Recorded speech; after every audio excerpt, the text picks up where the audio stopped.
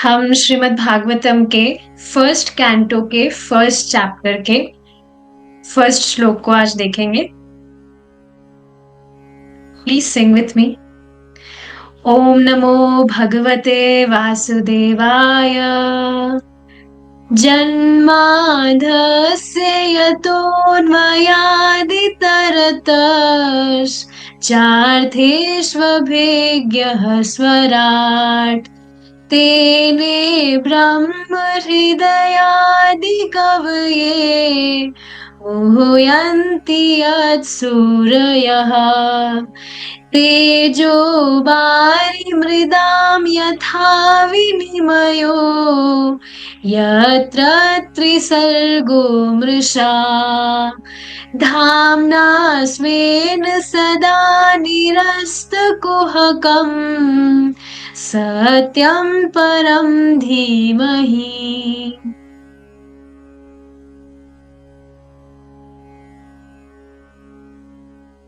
ठीक है, देखिए, we will try to understand it word to word. ओम नमो भगवते वासुदेवाय। मैं उन भगवान वासुदेव को प्रणाम करता हूँ जो कि देवकी, माता देवकी और वसुदेव के पुत्र हैं। और साथ ही आप देखेंगे हमेशा हम वासुदेव को ही क्यों प्रणाम करते हैं, क्योंकि भगवान वासुदेव हमारे चित्त के नियंता है। That's why we always say Om Namo Bhagavate Vasudevaya. We pay obeisances to Lord Vasudev, जो भगवान कृष्ण ही है, तो उनको मैं प्रणाम करता हूँ। जन्माधस्य, यतो मतलब जन्म आदि, यानी कि जिनसे जगत का जन्म, स्थिति और संहार होता है। यतोन्वयाद इतरतश्च, और जो कि प्रत्यक्ष और अप्रत्यक्ष रूप से इस जगत में व्याप्त है। अब भगवान के प्रत्यक्ष रूप से इस जगत में व्याप्त होने का अर्थ क्या हुआ? अवगत है। प्रत्यक्ष रूप से अर्थ हुआ कि भगवान डायरेक्ट इस जगत की सृष्टि करते हैं। तो यह भगवान का हुआ प्रत्यक्ष हस्तक्षेप। और अप्रत्यक्ष हस्तक्षेप कैसे हुआ? अप्रत्यक्ष किस तरह से व्याप्त है कि भगवान सब जगह है लेकिन हमें दिखते नहीं है। तो यह हुआ भगवान का अप्रत्यक्ष रूप से इस जगत में व्याप्त होना।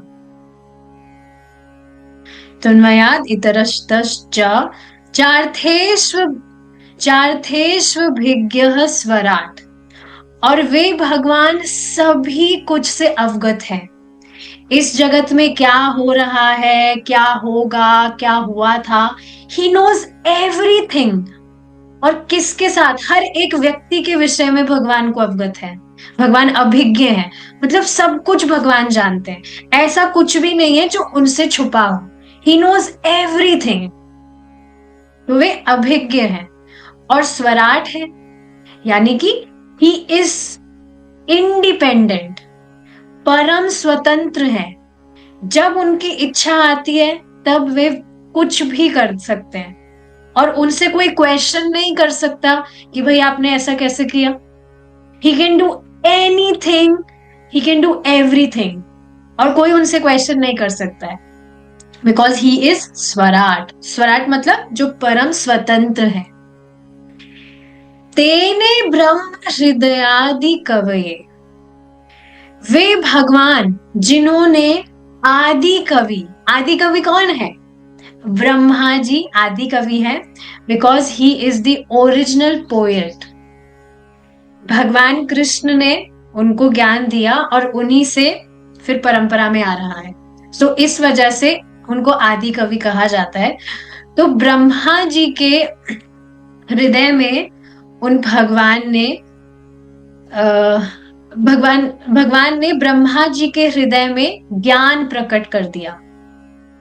और भगवान ने सिर्फ ऐसा संकल्प मात्र से किया। ब्रह्मा जी के हृदय में पूरा ज्ञान भगवान ने प्रकट कर दिया। मुह्यन्ति यत् सूरयः, और भगवान की आप देखिए ऐसी अद्भुत जो लीलाएं हैं इसको देखकर सूरह यानी जो भी मुनिगण आदि या बड़े बड़े जो देवतागण हैं, वे भी इसको देखकर मुह्यंती, मोहित रहते हैं। उनको समझ ही नहीं आता है कि मतलब भगवान की जो इस तरह की लीला है वो कुछ समझ ही नहीं पाते हैं। जैसा कि एक बात यहाँ बताई जा रही है कि कैसे उन्होंने सिर्फ संकल्प मात्र से ब्रह्मा जी के हृदय में ज्ञान प्रकट कर दिया। क्या हम संकल्प मात्र से ऐसा कुछ कर सकते हैं? बिल्कुल भी नहीं। पर भगवान कुछ भी कर सकते हैं। लेकिन जो बड़े बड़े मुनिगण और देवतागण हैं, वे भी मोहित रहते हैं भगवान के विषय में। उनको समझ नहीं आता कि भगवान ऐसा कैसे कर देते हैं। तेजो वारी मृदाम यथा विनिमयो, और किस तरह से, जिस तरह से आप देखेंगे, तेजो यानी कि अग्नि, वारी यानी कि जल, और मृदाम यानी कि पृथ्वी। तो जिस तरह से व्यक्ति को अग्नि में जल दिखता है और जल में पृथ्वी दिखती है भ्रम के कारण। जैसे अगर एग्जाम्पल लिया जाए मृग मरीचिका का,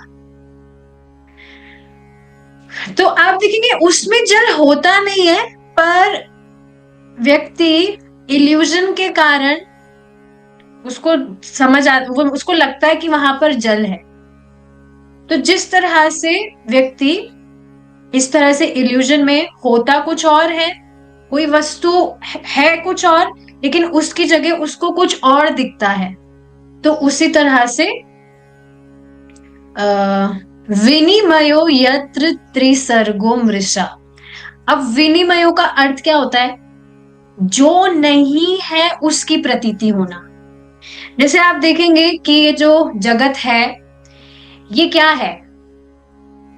ये अशाश्वत है, निरानंदमय है और अज्ञानमय है। लेकिन हमें इसका बिल्कुल ऑपोजिट प्रतीत होता है। Is it not? तो है ही ऐसा। विनिमय का मतलब जो नहीं है उसकी प्रतीति होना। और ऐसा है क्यों? क्योंकि भगवान स्वयं इतने सच्चिदानंद घन है, इतने सत्य हैं भगवान श्री कृष्ण, कि उनकी ये जो सृष्टि है वह हमें उसी तरह से प्रतीत होती है। ये है सच्चिदानंद की बिल्कुल ऑपोजिट, पर हमें जो नहीं है उसकी प्रतीति होती है। तो इस वजह से विनिमय का अर्थ ये हुआ कि जो नहीं है उसकी प्रतीति होना। यत्र त्रिसर्गो मृषा, ये जो जगत है ये 3 गुणों से बना है, त्रिगुणात्मक है। सतोगुण, रजोगुण और तमोगुण से बना है, लेकिन हमें कैसा लगता है? निर्गुण। तो ये चीज है कि जो नहीं है उसकी प्रतीति होना। भावना स्वेन सदा निरस्त कुहकम। और अब आगे बताया जा रहा है कि ये जो जगत है, सॉरी, इसमें बताया क्या जा रहा है? धामना स्वेन सदा निरस्त कुहकम, कि वे जो भगवान है अपने दिव्य स्वरूप में हमेशा वे अपने धाम में वास करते हैं, निरस्त कुहकम। और हमेशा, कुहकम का मतलब होता है माया, माया के प्रभाव को नष्ट करने वाले हैं। यानी कि जो माया है वो भगवान को कभी नहीं छू सकती है, कभी स्पर्श नहीं कर सकती है। इस वजह से आप देखेंगे एग्जाम्पल दिया जाता है सूर्य और अंधकार का। जहां सूर्य है वहां अंधकार नहीं हो सकता, तो सूर्य की उपमा भगवान कृष्ण से दी जाती है और अंधकार की उपमा माया से दी जाती है। तो जहां पर सूर्य होता है वहां अंधकार नहीं हो सकता, उसी तरह से जहां कृष्ण है वहां पर माया नहीं हो सकती है।